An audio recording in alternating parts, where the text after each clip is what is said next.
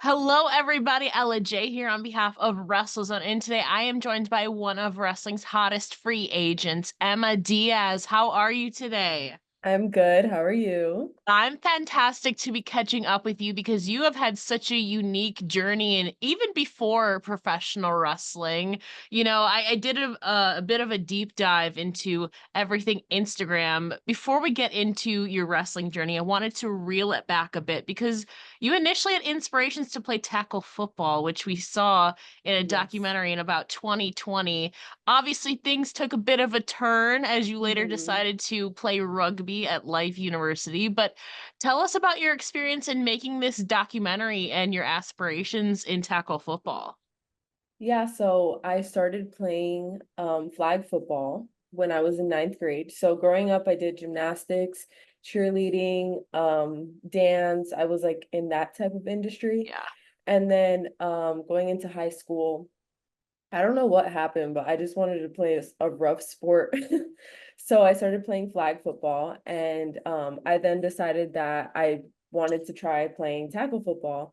So, I was training really hard for that, even though I knew that I couldn't really go to college for it, and I knew that there was really no reward for it. I just really loved the sport of football. So I truly believe that all my hard work that I put into football, blessed me with the opportunity to play rugby at a university. Um, so I played, and my junior year, I had to transfer schools because I wasn't allowed to play for the school Yeah. that I was currently at.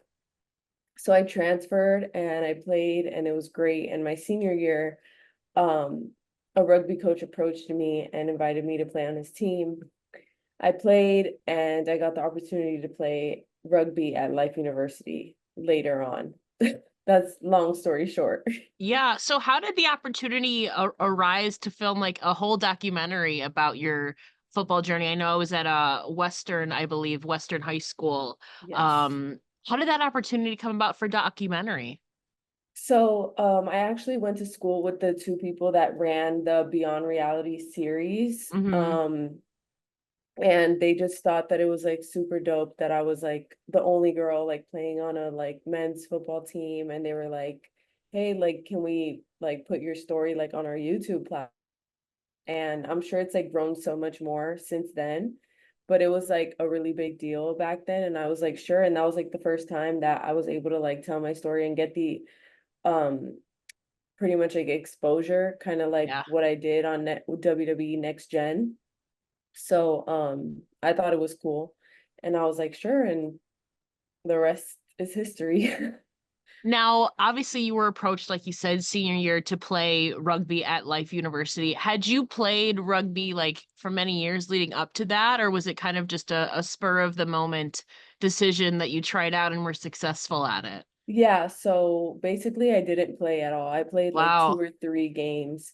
So my first game that I had ever played, they just literally told me like, okay, like here are like the basic rules, like you just have to like tackle and like run with the ball. Like that's pretty much like all I knew. And for the people that know rugby or play rugby, they know that it's so much more of a complicated sport than just tackling and running with the ball. So yeah, that's all I did. And the same people that uh are pretty much like own the Beyond Reality series were there, and they kind of filmed like me playing, and they made like a little highlight tape of me, and I just started sending that to like a bunch of schools. And then Life University was one of the schools that invited me to for a visit and stuff. So yeah. Well, it seems that you pick things up quite fast then. That's a big turnaround, I feel like, in such a short amount of time. Did Yeah. rugby kind of, I assume, just come easily to you, or did you gradually pick it up? It was easy for me in the sense of like the physicality part, Yeah. but it's an extremely technical sport. So like it took me about like a year or two to finally like grasp, all of that. And my team was like number two in the nation.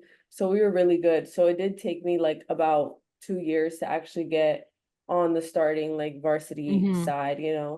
But I did like do a lot of training. I went to Arkansas for a camp ARPTC, which is like American Rugby Pro Wrestling. I mean, yeah, rugby. Sorry.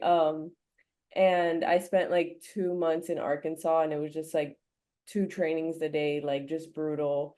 And my coach there actually became the head coach at Life University a year later. So it was really cool that he got to finally be my head coach because he, like developed me. So by my senior year, I had paid my dues to rugby, and I was like, I'm happy with where I ended up. And I started amateur wrestling as well, and I Yeah. was doing both sports. And then WWE came along.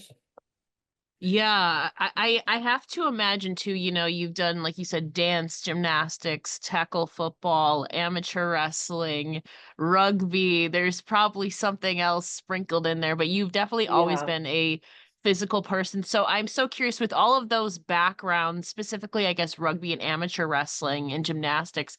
Um, I have to imagine that the conditioning's a bit different than professional wrestling. So what are some of the differences you've seen when it comes to your training and conditioning for rugby, amateur wrestling versus professional wrestling now? Um, I'll have to say that like pro wrestling is just as technical as rugby, because it's not just like you're wrestling, it's like Hollywood and Yeah. athletics mixed together. So it's like there's so much more that you have to think about. But I definitely feel like the physicality and the technicality from rugby kind of transferred over and prepared me for pro wrestling. But I will say it's like one of the hardest sports that I've ever done over rugby, which is crazy, but yeah, it's very Yeah. taxing on your body, on your mind, like it's very hard. Yeah, it kind of combines the theatrical essence, but there's also like storytelling, psychology, your presentation. You're thinking about a Yeah, lot more than just like then taking just down an yeah, opponent or scoring like a right. goal or something like that. Yeah, Yeah, there's a like when I lot play more. rugby, there's only one thought, and it's like, how are we, Yeah. what I mean? Like, but Hmm. it's also like, how are we gonna win as a unit? It's not really a singular sport, which is Yeah. like pro wrestling as well. It's not just about you, it's about, everybody.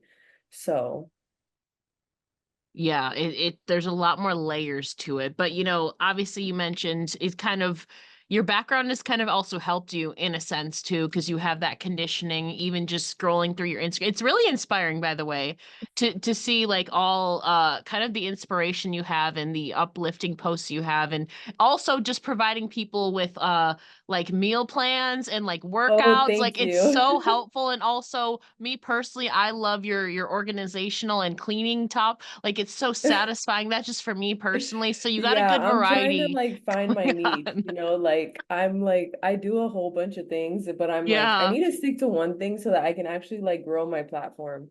But I love working out. I'm has been a personal trainer my Mm, whole life, so she's like kind of molded me into that. And throughout college, I studied exercise science. yeah. So like that's what, my degree is in and stuff. And then I also like took the time to get my NASM like certified personal trainer. And yeah, so I'm like, I don't know what I want to do. Like maybe I should start like online personal training, but yeah. So right now I'm just doing the indies and focusing on continuing pro wrestling while I'm young and while I can. But I do want to get like another job coaching gymnastics or like coaching like competitive cheer. So Mhm.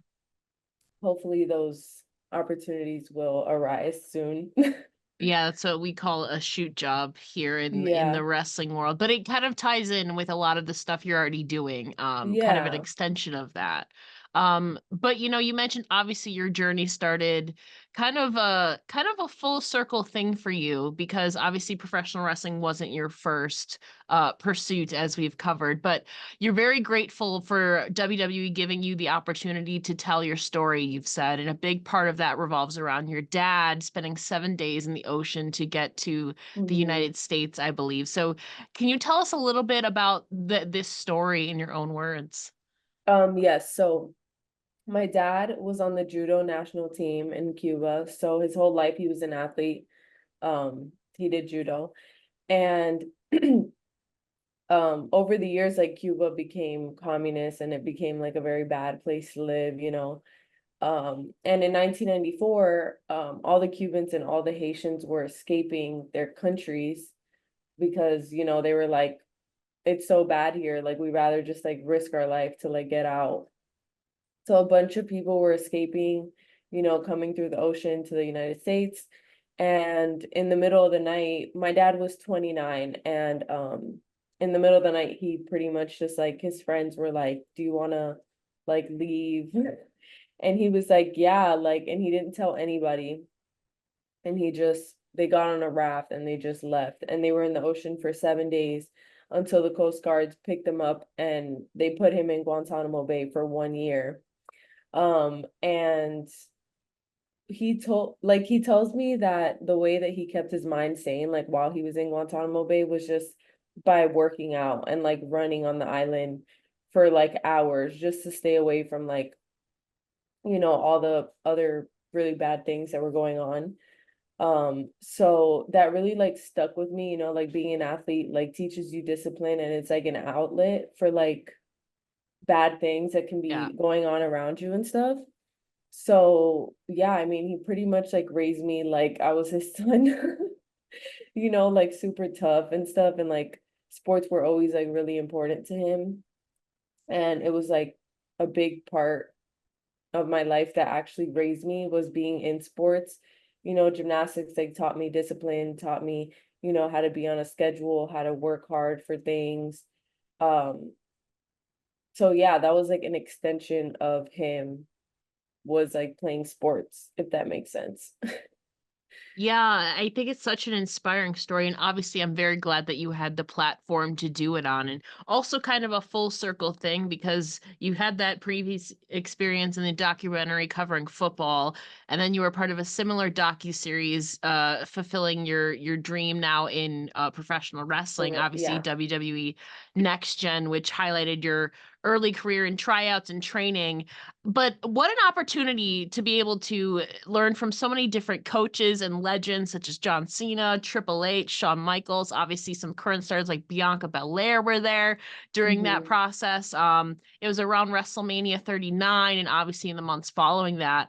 During that time, filming or maybe even during your training, was there a certain piece of advice or words of wisdom that stood out to you that you still carry forth through this day as you're trying to find your footing now in the indies? I will say, you know, my hard work pretty much like stood out the Yeah. most. And I will say that the biggest piece of advice that stuck with me was what you put out, you know, in this business. So, you know, whatever I put in is what I'll get out. And it's not a marathon. I mean, it's not a sprint, it's a marathon. So Yeah. those two things definitely, yeah. Yeah, and I know throughout that process, you've said that you grew close with head trainer Matt Bloom at the PC, and obviously after Yeah, you so he's the officially one that signed. gave me those two Okay. pieces of advice. Yeah. So I was gonna say, can you talk about more about your relationship with him and the impact that he's had on your journey, your especially your early journey, like we said, still finding your footing and finding yourself now? Um, well, Coach Bloom came from like coaching like sports, you know, Yeah. like he played football and like his family was, you know, in the NFL and stuff like that. So he understands like, you know, all the mindsets of the athletes that come from playing sports and that work so hard. You know, like with sports, it's like the harder you work, that's how you get on the starting team. Yeah. But with pro wrestling, it's not like that. And I feel like we developed the bond like very early, and he knew that I understood that pro wrestling was a business and not like sports. Yeah. And he knew that I worked so hard, you know, just in case if anything didn't work out, I know that I put everything that I could, you know, like on the line. Um, but yeah, I mean, at my tryout, I mean, there's some parts in the next gen series that, you know, show that he pretty much, I don't know, we just connected like from early on. And he always like respected like how hard I worked and stuff. And we were always very close from when I started at the performance center, even till now that I'm not working at WWE anymore. Yeah, you can definitely tell even like even just on social media, but you've also taken the time to do some research, obviously, because you didn't grow up on this industry. So you kind of have to familiarize yourself with everything in the past and currently going on. So I know you mentioned that you read a book highlighting kind of the three important aspects of wrestling, that being promo, character, and in ring. So I kind of wanted to dive deeper into each of these, specifically promos. Obviously, you worked on a lot of those during the Yeah. PC classes.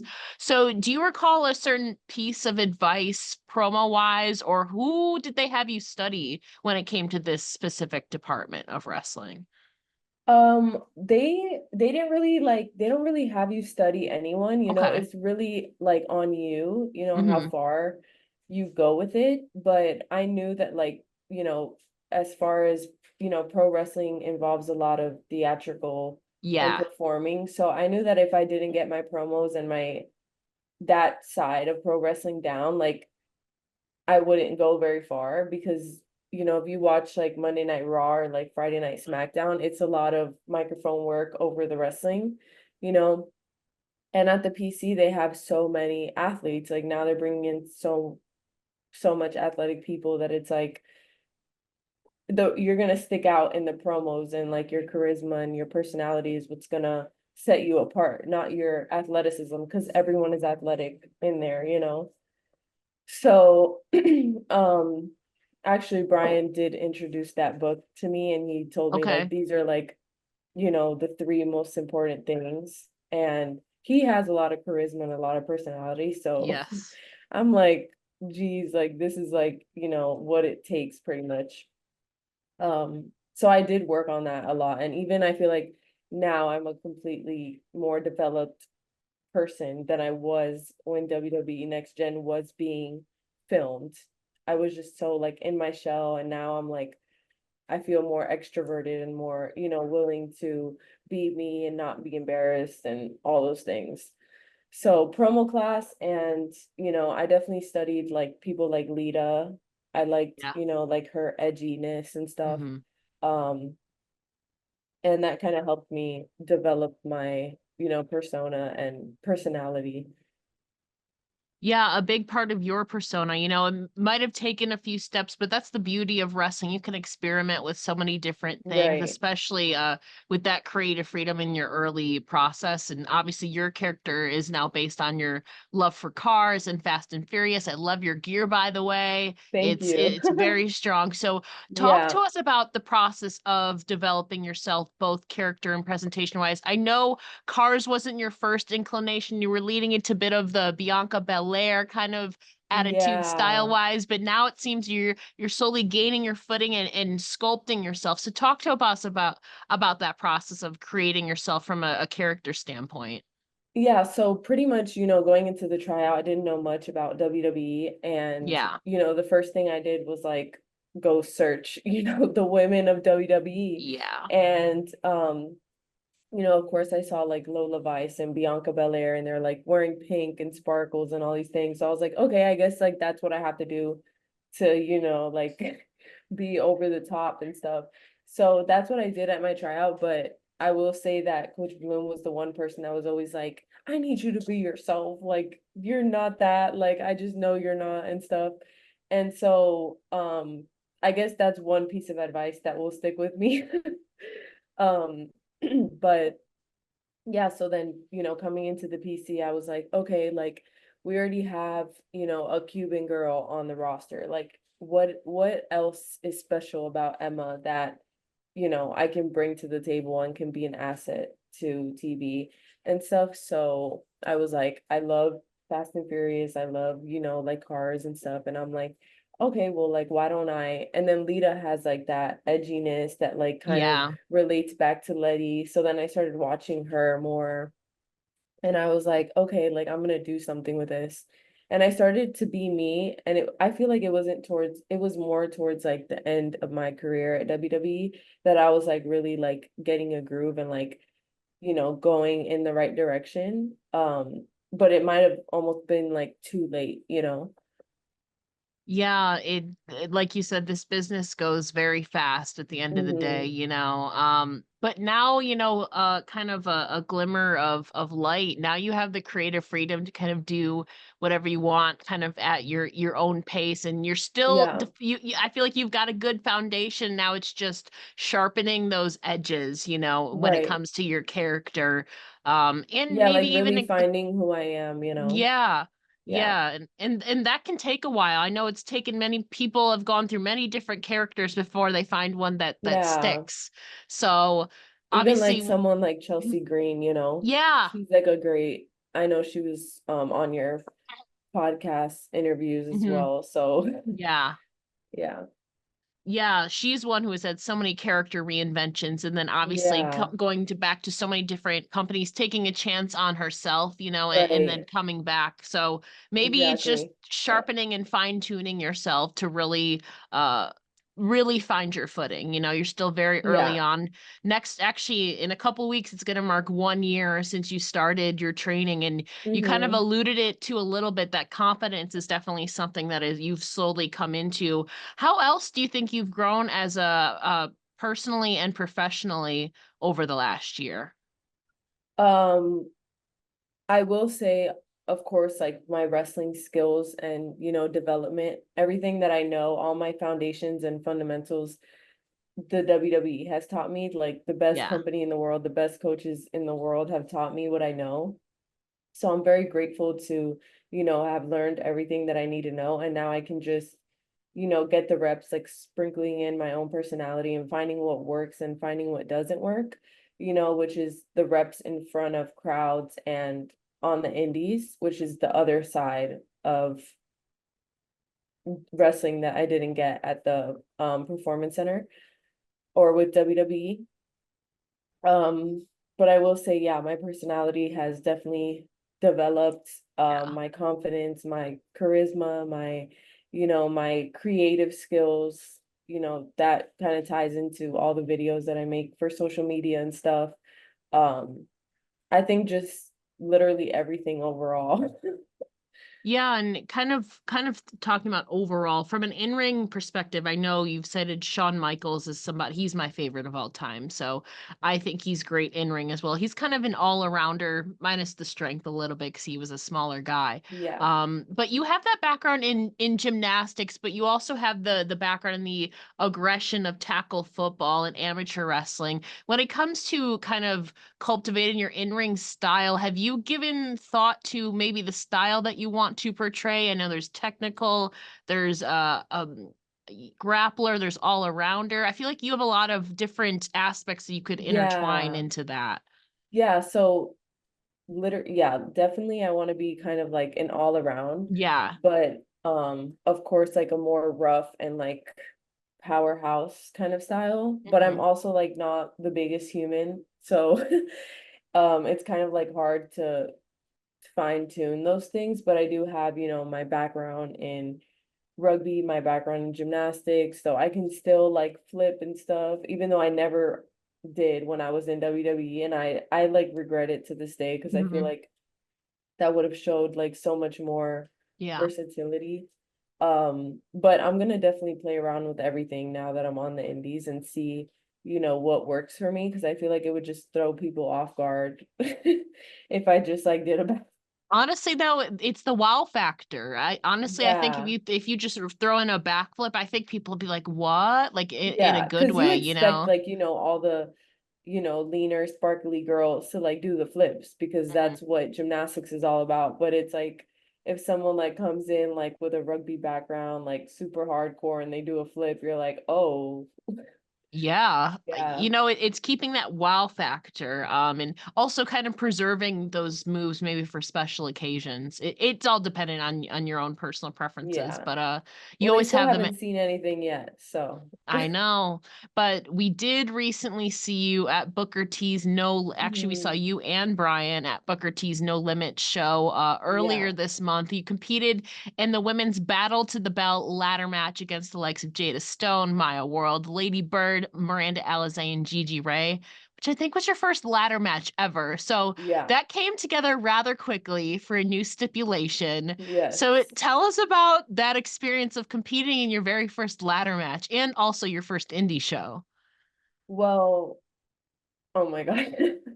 It was, yeah, it was definitely crazy. I wouldn't think that my 3rd match in front of fans would be a ladder match. Yeah. Um, but I will say that, I like being thrown into the fire. Like, it kinda just, like, pushes me, like, I do well under pressure, and I do well in those circumstances where I'm like, "Okay, like, I have to figure it out here," you know? That's where I grow the most, so I'm, like, really I got that challenging experience because now I can say, like, I've been in a ladder match, Um, and I'm excited to see what's next. But I will be back at Reality Wrestling June 8th, so maybe it'll be a singles match. I don't know who against yet, but those will air on YouTube, so it'll be cool for everyone to see, my reps and stuff. Now, I've met some gymnasts who are actually afraid of heights, so it wouldn't be the most surprising thing. Are you one who's comfortable with heights, like being on top of the ladder, or is that something that you're kind of like kind of getting used to? No, I wouldn't mind like being Okay. at the top of the ladder. Yeah, I don't really have a fear of heights. I'm kind of like I'll just do whatever, like so like obviously there wasn't we don't I didn't really know any other girls and stuff, Yeah. so there we also have to like take in that into consideration and like I didn't want to get hurt. I wanted to do the safest thing as possible, so I kind of like stayed grounded for most of the part. That's fair, especially as you're kind of also getting used to the indie scene, but also getting used to the competitors on the indie scene as well. Yeah. Um, and kind of now as we're looking towards the future, I know you start training with flatbacks on May 27th, I think it is, with Yes. Sean Spears and Tyler Breeze. What do you hope to get out of this experience at flatbacks? Well, I hope to just stay consistent, and fine tune everything that I learned with WWE. Sean Spears and Johnny Moss were my coaches right before I Mm. got released, so I feel very confident in, like continuing to be coached by Sean Spears, and he has a lot of experience on the indies.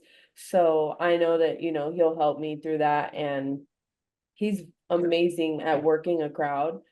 So I'm excited, to get more coaching and feedback and, to pay my dues to that school because I feel like it'll be worth it in the long run.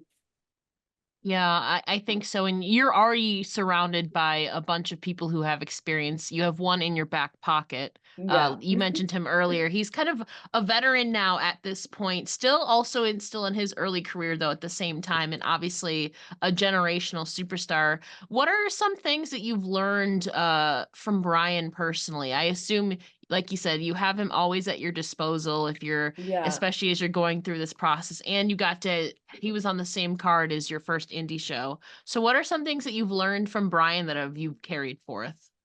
I would say the biggest thing is, the being over the top and having, like the it factor, Yeah. taking your time on your entrance and being over the top with your personality, because that's what pro wrestling really is all about. Anybody can learn how to wrestle, but it's really about how are you gonna connect emotionally with the crowd and, like how are your fans gonna connect with you? How are you gonna be like a star?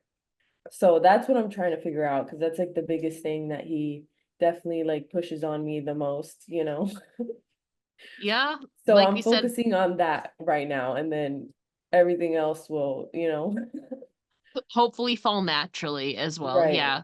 You're still in your early process. You're going to be coming up on 1 year since training, which is such an accomplishment even in and of Yeah. itself because there's not, And it's you really know, such a short time for I me know. to have come as far as I have. So Oh, I you just should need to be relax and Yeah, realize you that. should be very proud, and plus Yeah. now you have a lot more freedom, to creatively explore yourself kind of at your own pace, and Right. maybe an opportunity will come back through that. So I think I think you've been doing a lot of cool things, and it's really admirable that you've kept forth in this. And obviously, we Thank look you. forward to whatever you have in the future. But, final question as we're looking towards the future, obviously, wanting to find yourself and your identity is definitely one. What are some of your other personal and professional goals for the next year or two? Well, I want to graduate college, so I'm coming up on that now. I have one more semester left, so now I can focus on finishing that. And that's pretty much it right now. That, and then going to flatbacks and continuing my pro wrestling career and, maybe getting picked up by a company like TNA or finding my Mhm. way back into WWE. So that's what I'm focusing on right now, having my degree in my back pocket and putting my best foot forward at pro wrestling. You said your degree was exercise science or something similar to that, I think? Yes, so I started with exercise science, Mhm. and then when I started at the PC, I had to do online school, so I Ah, had to switch my major to biology because apparently all my classes like transferred over to biology, but all my classes were primarily in the exercise science fields yeah. for the first 3 years of my college career.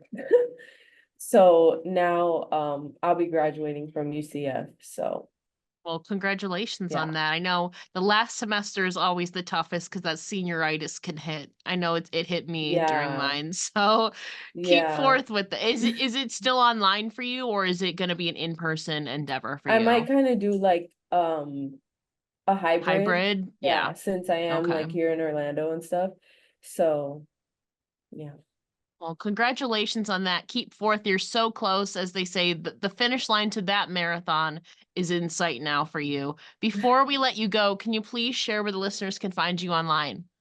Yes, so I am M6 Era, EM6 ERA on X or Twitter, Instagram, and TikTok. It's still And Twitter to maybe a me. YouTube. Yeah, maybe a YouTube will be coming soon. We'll see. Maybe a vlog or something of your we'll Yes, see. Well, you're kind of used to a documentary, so it would be natural to kind of do your own little mini documentary or vlog. We'll see what happens. right. Emma, thank you so much for chatting with me here today, and we look forward to everything that you have coming up. Obviously, check her out at Reality of Wrestling. That's going to be coming up next month, and it'll be airing after the fact, obviously, on YouTube. But we look forward to that, and also the release of this ladder match that I don't think has been released yet. So No, I'm not yet, but interested. I'm soon. very excited to see that released and everything. Emma, thank you so much again. Thank you.